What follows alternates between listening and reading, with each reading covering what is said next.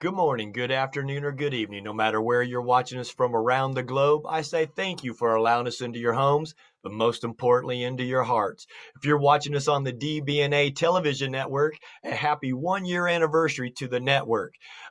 Continue to support this show, other outstanding talent, and the amazing sponsors here on the network. If you're listening to us in podcast form, JD and I say turn that knob up and let us put that flavor in your ear. If you're watching us on Facebook Live here this afternoon, continue to like and follow the show page, send your emoji reactions, and send those questions and comments. We'll respond right away. We're going to have a lot of fun with this as those algorithms love it. Ladies and gentlemen, it's time to lace them up once again for another edition of the Coach Scott Field Show. And I've got to tell you, I am extremely honored and humbled to have this gentleman on as a guest with us. He's the author of two outstanding books that we will talk about a little bit. 20-year professional basketball player, 14 years of those in the NBA, and just an unbelievable job of service that he does off the court. So without further ado, ladies and gentlemen, my guest, our friend, JD Big James Donaldson. James, how are you today, my friend? Hey, all right, Coach. I'm doing just great, and it's good to be here with your audience today. And we're going to let it rip, and let it roar, and have a good show here today. That's good. No doubt about it. Thank you so much for sending me the copies of those books. I've got the one here, Standing Above the Crowd, which is also a podcast that you host that we'll talk about, and then Right. also Celebrating Your Gift of Life. And I've got to tell you, I have thoroughly enjoyed both of those books. So you've done so many things with your life. We got to dive right into this and talk about that. Uh, well, it's been a good life for the most part, except for my little downturn there about 6, 7 years ago. But I'm back on top of things again, and that's why I wrote the second book, to show people that they indeed can recover from whatever they go through in life. You just had to have that grit and that determination, that perseverance, some positive hope, optimism, and hard work, and you'll make it through anything in this world. And that's the essence of that second book. We'll talk more about it as we go, but thank you so much for having me here, Coach. God bless you. And you've got such a servant heart. And I don't use that term lightly because, talking about suicide prevention and talking about mental health awareness, I mean, you dive in a lot of that. And in 2009, I mean, you even ran for mayor out there in Seattle. So, I mean, just so many wonderful things that I don't think so many people are not Yeah. aware of. And I want to bring that awareness to this audience here today. Thank you. Yeah. And actually, I ran for mayor last year, 2021, in Seattle as well. Wow. Ran for city council 2019. So I've been very involved with the political process around the city. But, my life has always been about so many different dimensions other than just sports. I always tell people I happen to play basketball along with a lot of other things I've done in life. The NBA was just part of my life, and it was a good part, a great part. But it's just one of the many. And I've always been a go-getter, just really put my hard hat on and get it. And not afraid to try different arenas, different areas of life that so many of our professional athletes are a lot more hesitant to get into. They don't have that confidence that they can be successful there, just as they were on the sports field as well. Yeah, and I think it's wonderful that, your whole identity is not about basketball, but you've used that platform so successfully to, build awareness of so many things that are going on in the communities and society. And, and that's why I think, I think it's wonderful that you've taken the time to share with us your stories and your journeys and how you empower others, through that platform. Um, James, you've been able to play for some amazing coaches in your career. Yeah. And I think of, the first coach that you were able to play for there at Washington State was Coach George Raveling. How did he impact your life, and what influence did he have on your path? Well, George is one of the many great mentors and friends and coaches in my life. the first real instrumental one. I mean, my high school coach got me started in the game of basketball. My father was in my life throughout my growing up years. So I had some real strong male role models. George Raveling came along and took me from being a boy to becoming a young man at those 4 years at Washington State University. He taught me, the value of hard work and of never giving up and of waiting your turn. I set the bench my first couple of years at Washington State University, just working on my overall game, getting bigger, stronger, faster, meaner, working with the track guys, working with the football guys, and learning the game of basketball because I didn't play basketball until my senior year in high school. Wow. And so I was really green, but George saw a lot of potential. He saw someone who was willing to be coached, willing to listen, and willing to try. And that's all he asked of me. And so George, I give him all the credit, the vast majority of the credit of my great coaches, because he's the one that really got me in those 4 years, really formed and shaped and ready to go mentally, physically, emotionally, to prepare myself for life after the collegiate sport. I didn't know I was going to play NBA basketball, but then the NBA came along and I was prepared for that as well. Wow. I think it's an amazing story because you were born in England and then played your high school ball in Sacramento, correct? That's exactly right. I'm an Air Force brat. My dad was in the Air Force for 20 years. So he was stationed in England for 3 or 4 years there. And I popped up on the scene then. I was only 2 years old when I came back to the States. I don't remember much about it, but growing up in Travis Air Force Base out there in the Bay Area, outside of Sacramento. And then when he retired from the Air Force, we moved on over to Sacramento. And I had my elementary school years, middle school, high school years there. And Sacramento was my growing up place. There you go. And then, of course, Coach Raveling recruiting you to go out to Pullman, Washington. So did he have you come out there at night? Because you're way out there in the middle of nowhere. How did that recruiting go? Tony Bennett shares that story with me as he talks about the players that he would fly in, and he'd say, I always bring him in at night because I didn't want him to see how desolate of an area it was. I do think I got there at nighttime, but that just pretty remote and pretty desolate.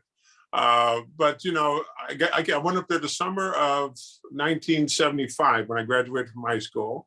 That summer on a recruiting trip, and I was sold. Not so much on Washington State University. I was sold on George Raveling. He took a flyer on me, and I was going to take a flyer on him and say, "Hey, the two of us, we don't know where this is going to end up. We don't know how good everything may work out, but let's get started here at Washington State in Pullman, Washington." I loved my 4 years at WSU. I stayed there every summer. I stayed there training, working out, I had a little part-time job. I was working the basketball camps. I was very, very active, very busy. In the meantime, getting bigger and stronger and kind of rounding into the athlete that I became. All right. It sounds to me like, you didn't let that freshman and sophomore year deter you. You continued to learn, hone your skills, develop your talent, pick things up from the wonderful coaches like Coach Raveling and his staff, and then also learn from those players that you were there with, and you're still actively involved in the community up there. Very much so, yeah. With WSU especially, I get back to the campus, once or twice a year. Definitely taking a football game, and then the basketball season is usually during the winter time and the snow is falling, so I'm a little more reluctant to head over there. But I to take in at least one or two basketball games a year. I know the coaching staffs very well, the athletic director, But I think the key is I didn't let my my slow progress of becoming a collegiate athlete deter me. There were detractors. There were people who were negative, who didn't think I had it in me.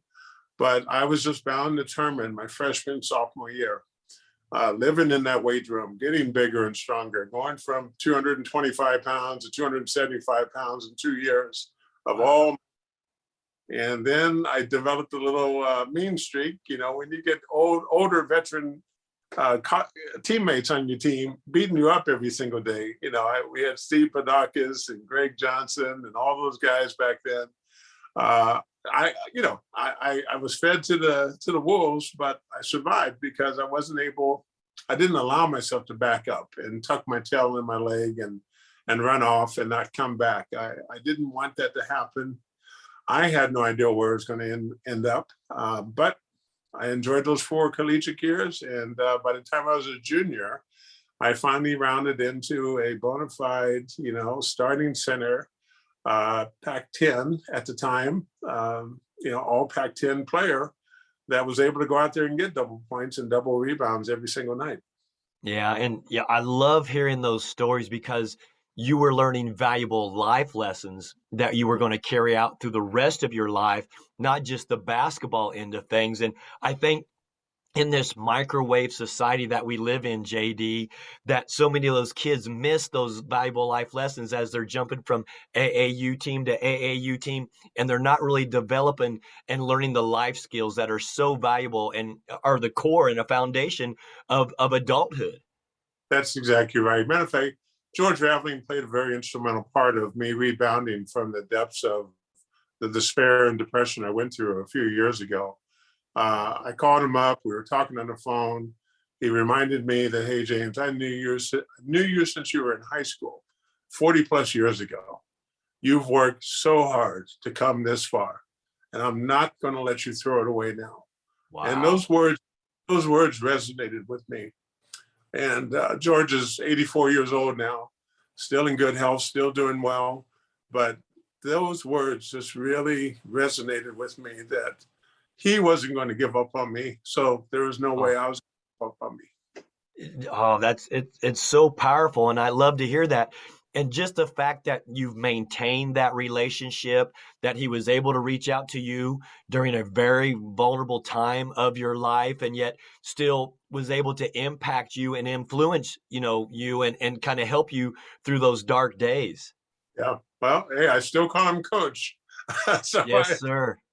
More than just basketball. He's a life coach. He's everything. He has really been there for me since 1975. It's just been a remarkable relationship.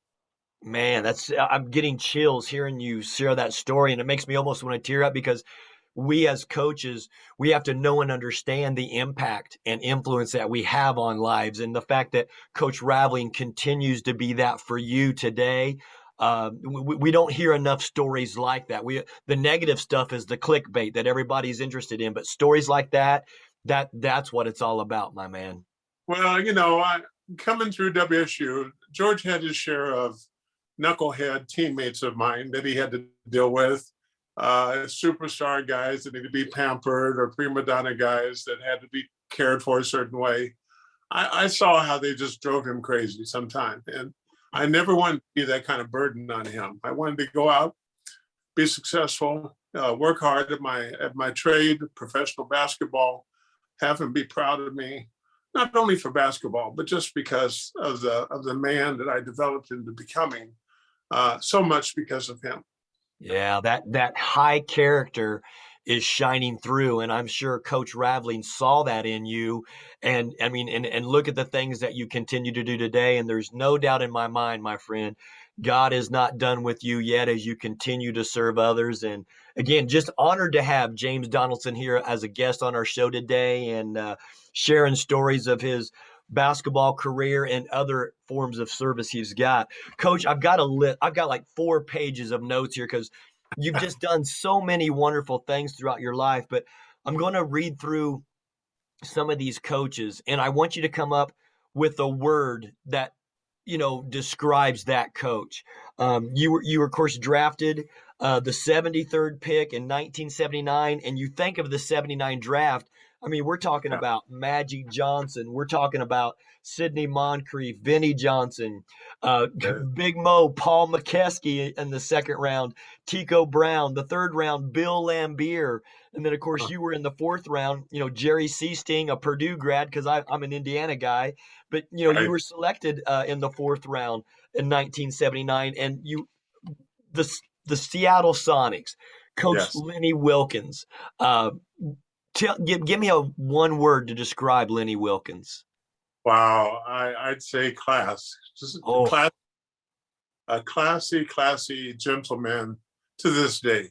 I still see Lenny every couple months for breakfast, and Oh, we share, or he shares a lot of his old experiences way back in the 50s and the 60s, during the time of segregation, during the time of yes. the black players couldn't stay in the hotel, they couldn't eat in the restaurants. I mean, he really brings it, and he's not bitter about any of those things. He lived through it. He's lived to tell the tale, and he doesn't let it taint him negatively. He's turned all those negative experiences into positive things. So he's character in his class all the way. And he is, and you can see that, his aura and just his personality, and to say class, I don't think there's a better way to describe him. How about Coach Jim Lyman? Yeah, Jimmy Lynam was a college coach who came into the pro ranks down with the San Diego Clippers when I was down there. Feisty. He was very feisty. Great word there. I've spent a lot of time with Coach Jimmy at the NBA Summer Leagues, and just really enjoyed conversations with him. How about Coach Don Chaney?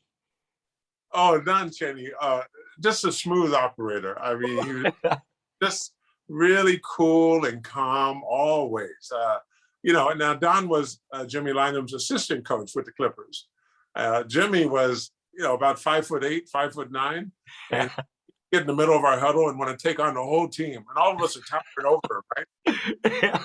He has to bite that kind of dog in him that he's going to take on the whole team.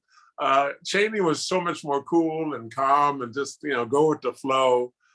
Smart individual. I don't think he ever got his due as a player or as a coach, but he was one of the great ones. Oh, I like that. Coach Dick Motta. Yeah, Dick, the drill sergeant. Dick was, but Dick was what I needed. Dick was a George Raveling type, old school, hard knock coach, and he coached that Dallas Maverick team. He brought me in from the Clippers to plug the hole in the middle. They used to call the Mavericks the donut team. They didn't have a center. They didn't have a center in the middle. And that's what Dick brought me out there for. And, him and I, we remained friends for years and years and years. I've lost track the last 3 or 4 years. I hope he's doing well, but his health was starting to fail a little bit, so I don't know. But Dick was, a drill sergeant, and that didn't always go well with the Mark Aguirres and the Roy Tarpleys and those guys, but it went well with me because that's how I was raised up. There you go. Fantastic stuff. How about Coach John McLeod? Yeah, McLeod, he was impeccable, just dressed to the nines always. He was one of those guys dressed for success. He never really looked like a basketball coach because coaches running around in sweatsuits and polo shirts and things. Yeah. So always had his suit and tie on, and he looked great, looked like an insurance salesman almost. But he was somebody who had tremendous values. He really could find the good in just about everything and everybody. To his detriment sometimes. He took over a very difficult to coach Dallas Maverick team, and that kind of was to his detriment a little bit because he just couldn't get hard enough. And sometimes you got to crack the whip on some of these guys, and that's what Dick Motta and George Raveling do. McLeod was a little bit easier going. The guys took a little bit advantage of him, and we started going downhill pretty quickly at that point. But we had a good run with him. I can remember coaching against his Notre Dame team when I was at Chaminade University when we were at the Maui Invitational that televised on ESPN. And like you said, boy, he looked like GQ. He was clean for sure. I like that. Then of course, 2008. I think you're a part of the or 98 the NBA All-Star team, and you were with Coach Pat Riley. Tell me about Coach Riley because you got to play with him again later. That's right. That was 1988. 88. I was an NBA All-Star with Pat Riley. Pat Riley had a way, he was a master motivator. I mean, he had a way of getting his team to feel like it was us against the world. And when I played with Pat Riley in 1992 with the New York Knicks, we would burst out of that locker room into the Garden, and it'd be like, come on, we are ready to take on everybody in here and everybody else. What a great guy. He could motivate people to do so many more things than they thought possible. It helped to have a great teammate like Patrick Ewing on board who bought into all that. So when you have a Pat Ewing and a Pat Riley, you've got the 1-2 punch that's really going to get you to some great heights. Yeah, you're ready to run through that wall for sure. But what was it about Coach Riley that had everybody so motivated and ready to just, chew through nails? Well, I think he walked the walk and he talked the talk. It wasn't just a bunch of, cliche lines he threw out here from time to time. He meant it. He would dig deep into you and pull out that extra little reservoir that you're holding back, and he'd pull it out and get you to get out there and play so hard. That 92 Knicks team I was on was one of the hardest playing teams I've ever been with. Guys flying all over the court, not afraid to hurt themselves. Anthony Mason and Charles Oakley, John Stark. We had a great, great team of guys who would literally run through a wall for Pat Riley because he brought you to that mindset, and it was all about mindset. With the mind, you can do anything. Yeah, well said. Good job. Out here where I live, I now live just outside of Salt Lake City, and I got to observe and consult with Hall of Fame coach Jerry Sloan. And you had some time here with the Utah Jazz. Tell me about Coach Sloan, because again, won't let the tail wag the dog, hard nosed. Talk about Coach Sloan. That's exactly right. He was a man's man. I mean, he would lay it out there, straight shot, straight shooting with you, no BS. I mean, he didn't try to cover it up and make it all nice, touchy feely. He really wanted you to respond to him being direct, being firm, and coming at you man to man. We were men playing a professional basketball game, and he was the coach. Hard nose, I mean, gnarly kind of guy that really just had no flash to him, but it was all substance. And what a great guy. I loved playing for Jerry Sloan and those guys with the Utah Jazz. What great memories. Oh, see it's so true, because I think of my 2 years around him, there was never, ever any fluff. He was going to tell you how it was. And if you weren't prepared to hear that, whether you were the first man or the 15th man on the roster, you better pull your socks up. You better have your shirt tucked in. You better be clean cut, and you be ready to battle every day. God, I want to say, think about how many of those guys, those coaches, are Hall of Fame coaches. That's right. Pat Riley, Jerry Sloan, Lenny Wilkins. I mean, Dick Motta. I mean, I had some of the best coaches that a player could ever be coached by. Not only in sports and basketball, but in life. This is what these are all about. They prepared you for life after the game just as well. Oh, I can't even debate that. And Coach George Raveling and his many contributions throughout the years. And you've been blessed and fortunate to be able to pick the minds of some of the best and some of the greatest. And I think that really shows through you in your character and how you live your daily life. And we all go through ups and downs. It's not all rainbows and unicorns, but yet you've been able to persevere and again use that platform of that toughness that you've attained through those years and life lessons, because you also played overseas, which is not an easy life. No, exactly right. But it did prepare me for overseas life as well. I went, actually, when I was drafted in 1979, the Sonics had just won the NBA World Championship. So there was no room at the end, of course, as they say. It would have been career suicide for me to go to the Sonics, even though they had my draft rights, and try to make the team on a NBA caliber championship team. That just probably wasn't going to work. And I was still pretty raw anyway. My coach and my agent talked me into going overseas. I went kicking and screaming. I said, no, it's NBA or bust, NBA or bust. Well, I would have been busted at first training camp and and probably never resurface again. So I'm glad I listened to my coach. George Raveling was part of that, my agent at the time. got me over to Italy, and I played my first professional season of basketball in Siena, Italy, where I could play 40 minutes a night. I could run up and down. I can get, 15, 20 points, 10, 15 rebounds a night, block shots, working on my game. I couldn't have done that sitting on the bench in the NBA for the first 2 or 3 years of my career. Yeah, you were able to get in those reps that are so needed because during those developmental years, I mean, you need that time on the court. And talking about that, I mean, through your career, I mean, you scored more than 8,200 points in the NBA, averaged 8.6, and then, gosh, 7.8 rebounds per game for your career, and yet 1.6 blocks in Yeah. your NBA career. And that the longevity and to take care of your body and how to be a professional. Who was the player that took you under their wing and said, "Hey, Big JD, this is how you take care of yourself"? Believe it or not, my first year with the Sonics, and we were talking about 1979 draft picks, we had 2 first-round draft picks that year, Vinnie Johnson and James Bailey, jumping James Bailey from Rutgers. Wow. So Bill Hanslick was kind of, I think, the next round. So I came in the 4th round. So that was another reason I wasn't going to make the team. They had to keep those guys, So, Yeah.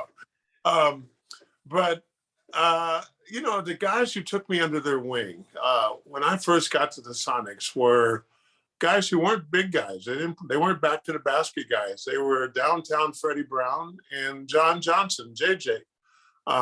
Who contributed mightily to that championship season a couple seasons previously. Those guys made sure I got to practice early. They made sure I stayed late.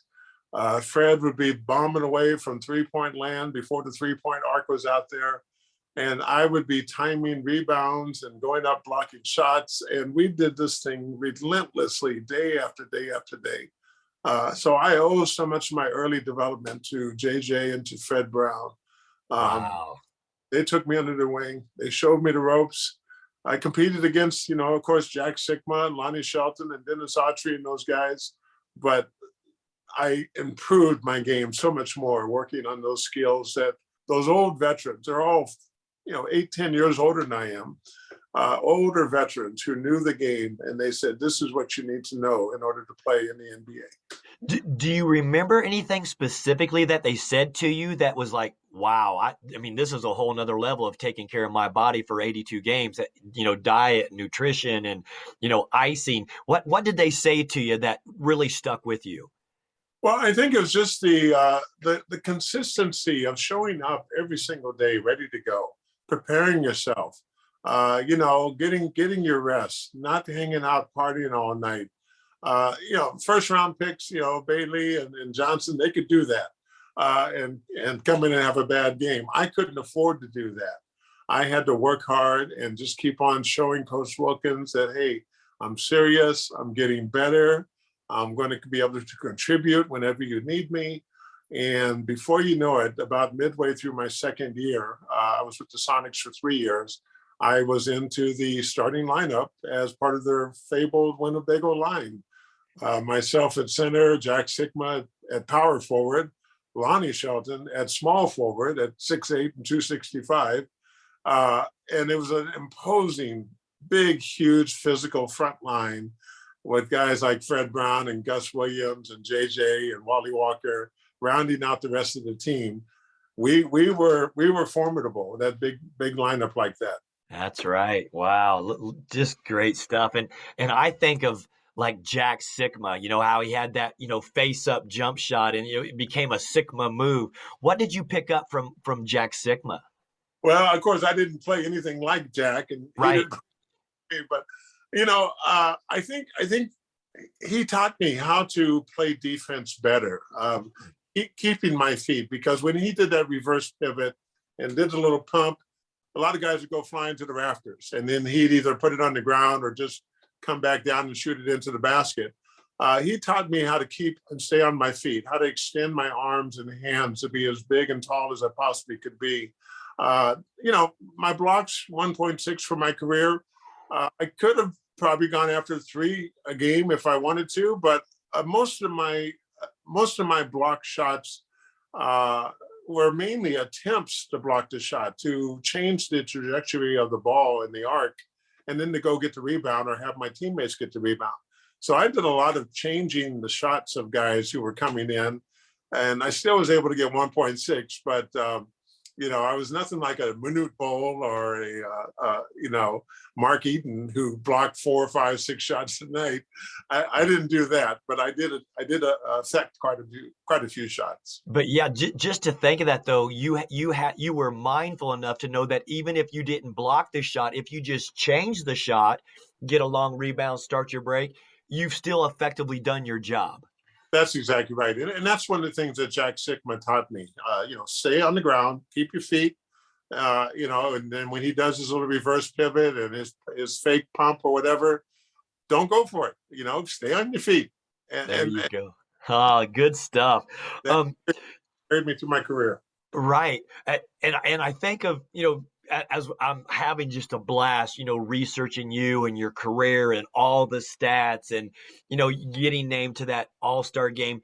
You were a replacement player and you had a couple blocks in the NBA All-Star game coming in as a replacement player. What did that feel like walking into that locker room and looking around at your team from the West? Because you guys were loaded with talent. I mean, you had Kareem Abdul-Jabbar, yourself, you had Coach Riley. What's the first thing that you remember walking into that locker room? Well, I remember going to Chicago. I was in Chicago Stadium that year. Our PR guy for the Mavericks was Kevin Sullivan. And I kept teasing him. I said, I think I've died and gone to heaven. I think I said, what are you doing in my dream? Kevin Sullivan. So wow. Going into that locker room, the West locker room, I played in the Western Division. Yep. Kareem, Magic, Worthy, Clyde Drexler, Akeem Olajuwon. We had so many great players. Alvin Robinson and I think John Stockton, Karl Malone. The lineup was just incredible.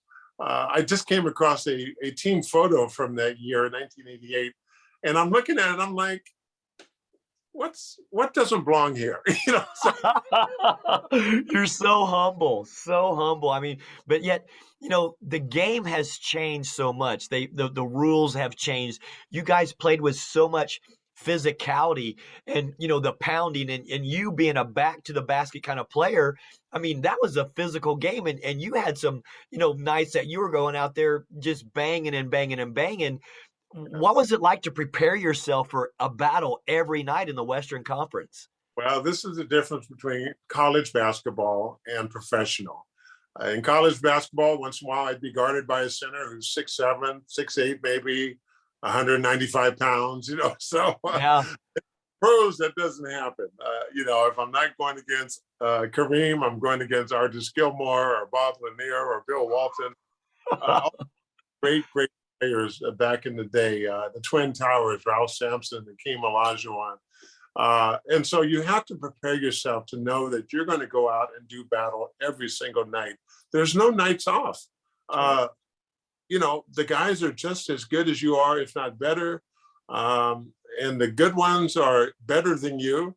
And you've got to be able to get out there and compete and not get embarrassed. And that was my main thing, playing especially against Kareem. He's averaging 28 a night. If I can keep him down to 23, I've done my job.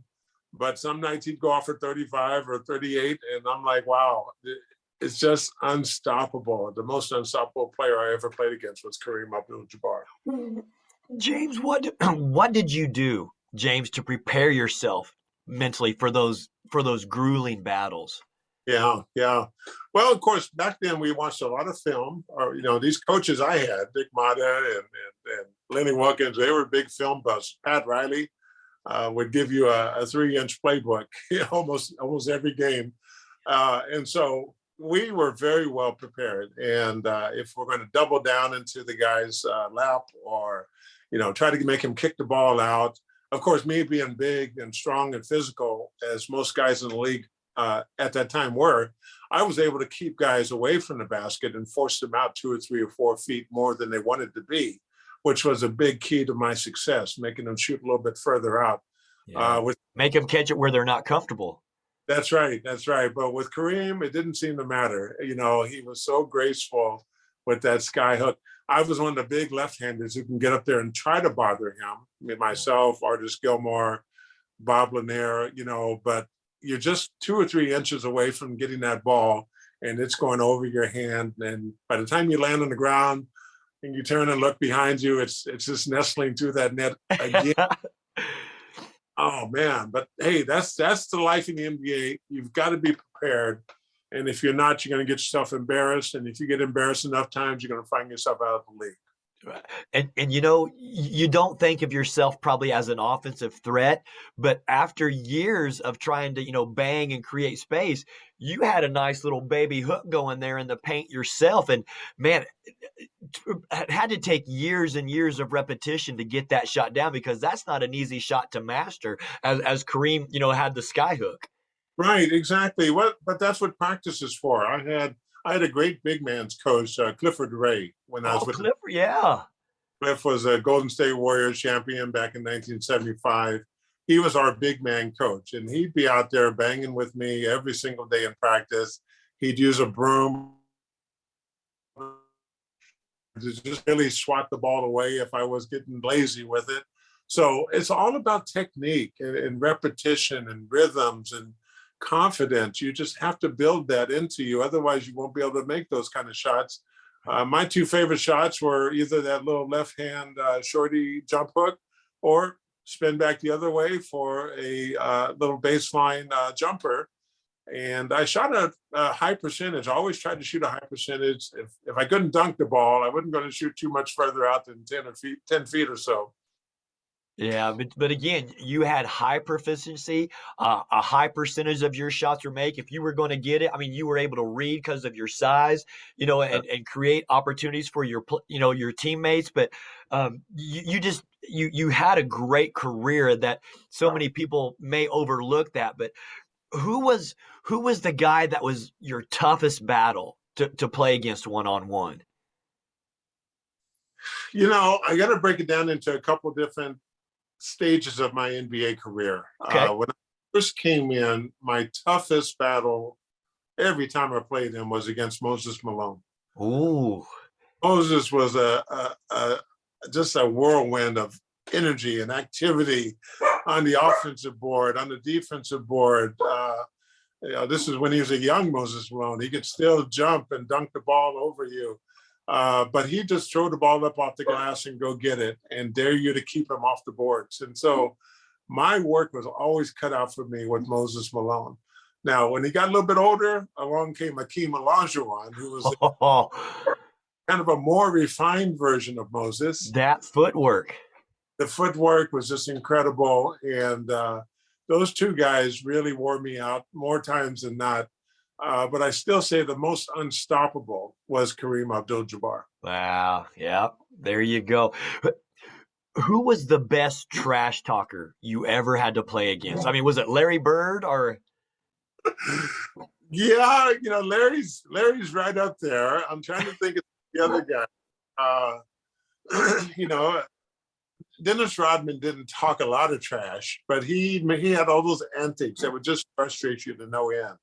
And he would talk to you, you know, whisper in your ear and things like that. Charles Barkley did some trash talking, but Barkley, you know, played 1980 to 1996. Those 14 years, those were the golden years of the NBA basketball. When the NBA put out their top 50 all-time greatest list back in 1996, I played against 37 of those top 50 players. And yeah, so I'd say Larry Bird. Now, you had other guys who weren't superstars. They were great guys, maybe flash in a pan, 2 or 3 years. They did a great job, then they were out of the league, who were a lot of trash talking as well. You know, I think of Michael Richardson, I think of Billy Ray Bates, you know, and these guys, great players, great guys, but they had some issues off the court as well.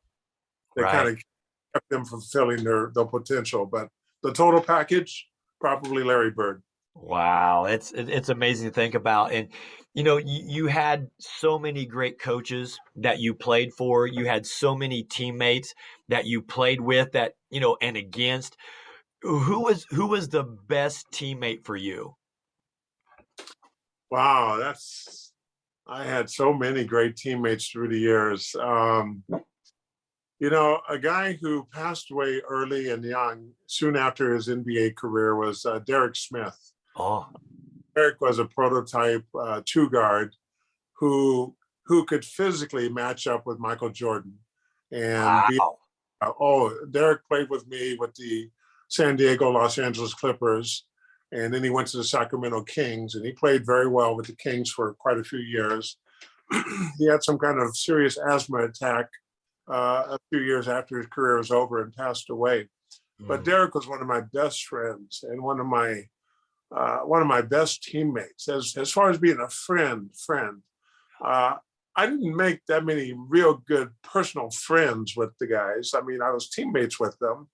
Other teammates I had, the duo in Utah, John Stockton, Karl Malone, those two guys.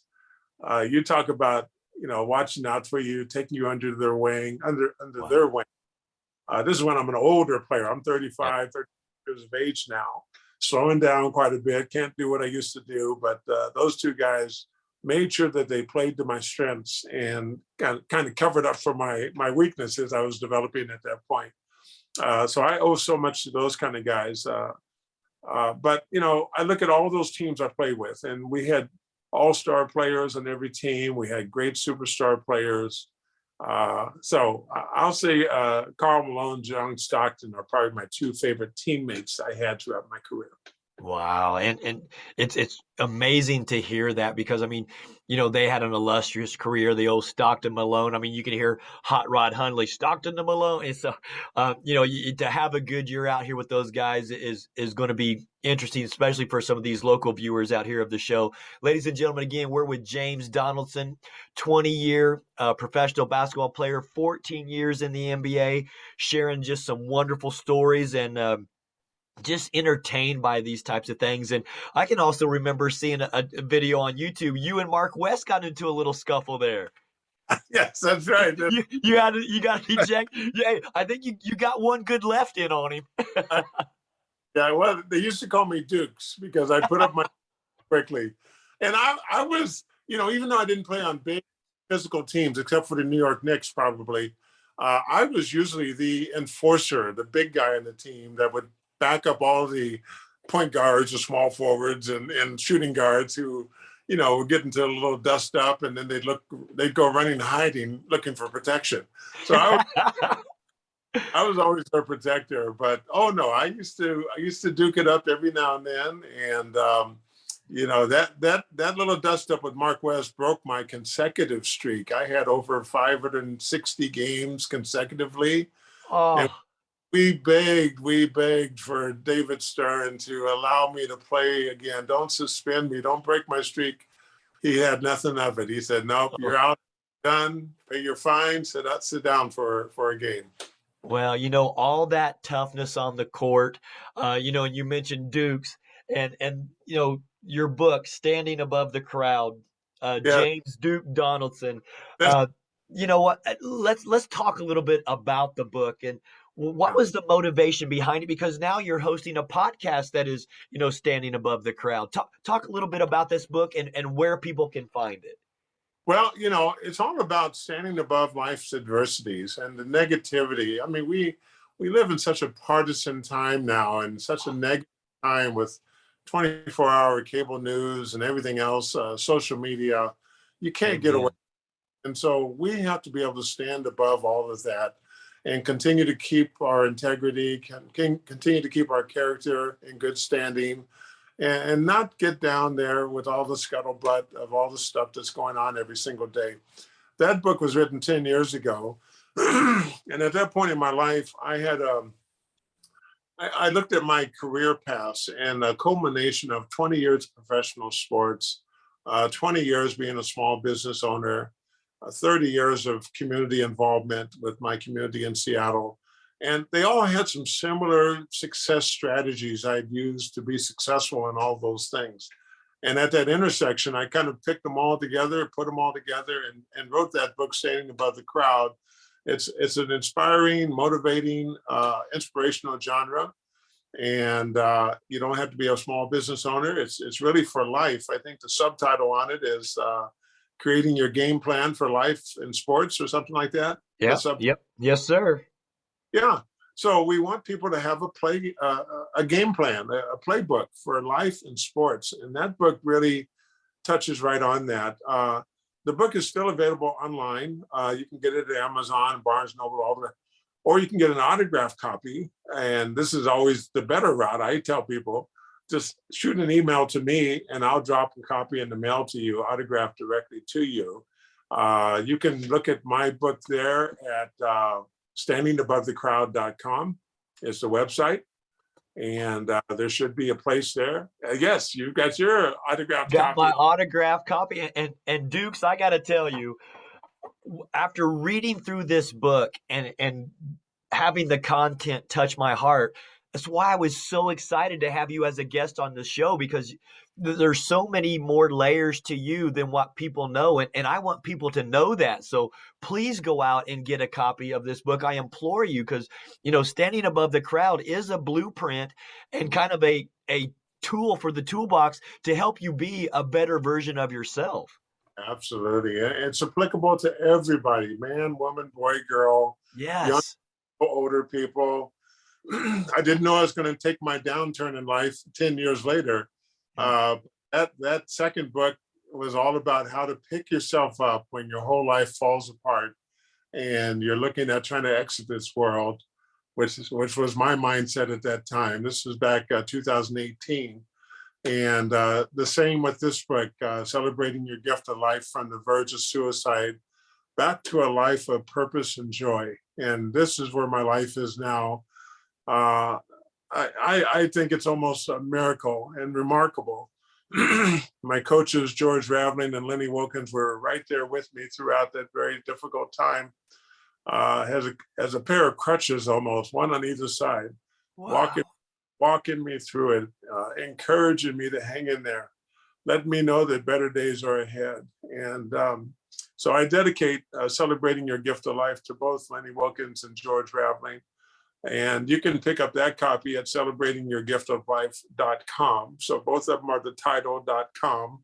And those orders come directly to me. Let me know what you want me to say to you, or say to whoever you're buying the book for, and I'll get it off to you in a couple of days, and it'll be yours. James, I'm telling you, they're touching, they're heartfelt, they're empowering. And for you to so boldly put yourself out there in these books to help others, to me, is phenomenal. And what was the deepest moment of your life where, where those suicidal ideations and thoughts came into play for you? Well, I'd say that was probably, take you back just a little bit further, 2015, I had an emergency open heart. The aortic dissection. Yeah. Aortic dissection, which if people don't know about, I mean, this thing is 98% fatal if it actually burst on you. They caught mine just in the nick of time. It was, my aorta was already swollen 5 times the normal diameter, just about ready to burst. And I went through this very difficult surgery, 3 months in intensive care, 2015, a follow-up surgery in 2016, another follow-up surgery 2018, and another one in 2020. So 4 major surgeries in 5 years. And that kind of began my downward spiral. It didn't help. In 2016, my mother passed away. My wife just suddenly left a marriage. She took her son with her, my stepson, and without a word of notice, without a message, a text message, a phone call, anything. I just came home one day and they were both gone. And my long-running business, the Donaldson Clinic, which was an outpatient physical therapy business for 28 years, started having some financial challenges. Banks still weren't lending to small businesses very freely. I used up all of my NBA savings of hundreds and hundreds of thousands of dollars, trying to save my business, trying to keep it going with 25 employees, which I felt really an obligation to. And that didn't work. I exhausted all my bank accounts. I spent it down to zero. The business eventually closed. I filed for bankruptcy. I filed for foreclosure on my house. I lost my house that I was living in for 40 years. And life just didn't seem like living anymore. I mean, I'd lost my identity. I mean, I was no longer a husband, no longer a business owner, no longer an athlete. Even after all the heart surgeries, I can't run and jump like I used to. And so things were really, really down and depressing. 2018 was the worst of all of that. And this was 12 months of just total darkness and despair and depression.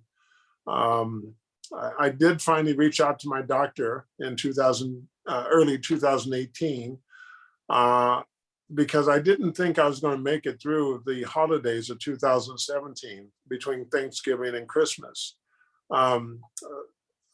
Every day was iffy if I was going to make it through, if I wasn't going to take my life.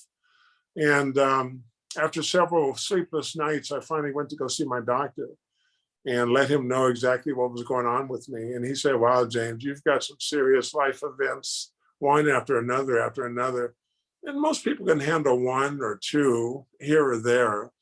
We all expect a parent to pass away at some point. We don't expect to get, cancer or all these other things, but those things happen. We all go through, 50% of us go through a divorce at some point. So, but we can handle those things one or two at a time, not 6 or 7 at a time within a short span of time.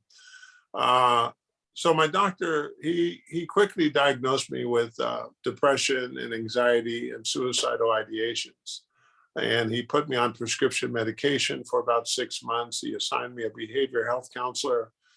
And I, in one of my moments of clarity and clear thinking, thought I should bring together some of my friends and let them know what I was going through, because nobody could tell. On the outside, I looked totally fine, just like everybody with mental challenges.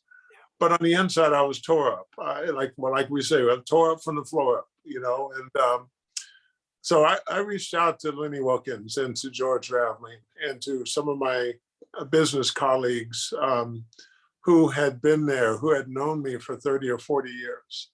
And I let them know exactly what I was going through. I told them, I said, hey guys, nobody's calling me anymore except for bill collectors and lawyers who want to file a lawsuit, lease agencies. I broke a lease here or there, I couldn't pay. No one's calling me. I need you guys to check in on me 2 or 3 times a week. Just give me a call during the day and let me know, just check in on me, see how my mindset is, what's heavy on my mind. And they did that. They did that for 6, 8, 9 months of that year, 2018. Wow. And I told them, I said, also, I can't sleep a lot of times at night. Some of those nights at 2 a.m, I need to have somebody to talk to. Can I call you guys? And every single one of them put their hand up and said, hey, put me on speed dial. Call me, even at 2 a.m.